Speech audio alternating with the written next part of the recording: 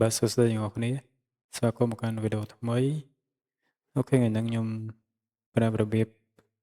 download និងដំឡើង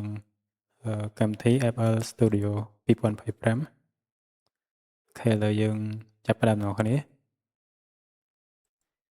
ញ្ចឹងអ្នកនរគ្នាអាច download software តាម link បាន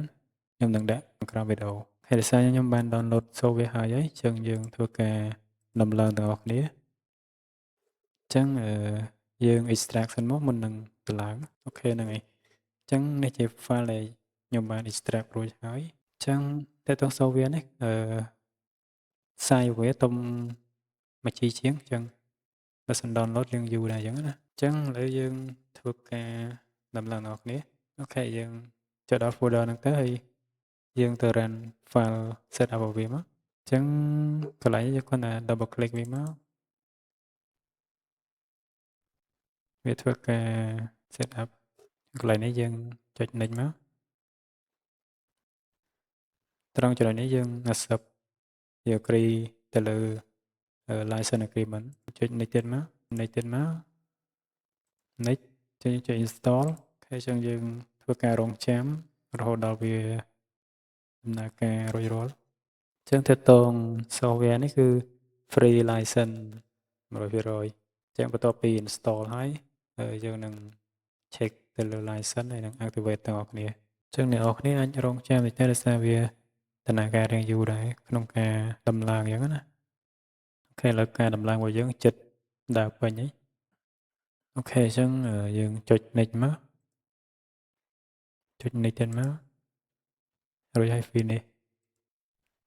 ហើយអញ្ចឹងការ set up របស់យើងគឺរួចរាល់ហើយឥឡូវយើងទៅបើកមើលទាំងអស់គ្នា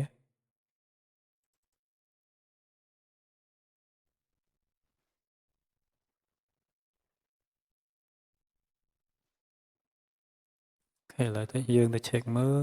តើវាមាន license full ឬនៅអញ្ចឹងណាចូលបាវនេះមក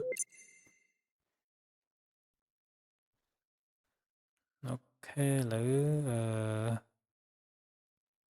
តែតង license របស់វាគឺវា full ហើយអញ្ចឹងបើសិនអត់ទាន់ full កន្លែងនេះវានឹងដាក់ trial អញ្ចឹងឥឡូវវា full វា load unlock ហើយអញ្ចឹងមកក្នុងករណី license អត់ full ទេយើងអាចទៅធ្វើការ activate បានយើងបិទសិនមកអញ្ចឹងដើម្បី activate យើងចូលទៅទីតាំង folder យើងមកយើងឃើញ folder license file នេះអញ្ចឹងយើង copy file ហ្នឹងមកបន្តមកទៀតយើងទៅ open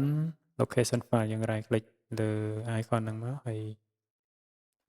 open file location មកបន្តមកយើងផាស file ដែលយើងបាន copy មុនហ្នឹងហើយ refresh វាមក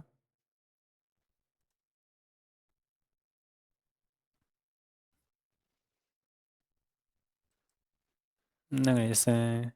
យើងបាន activate ហើយអញ្ចឹងអឺ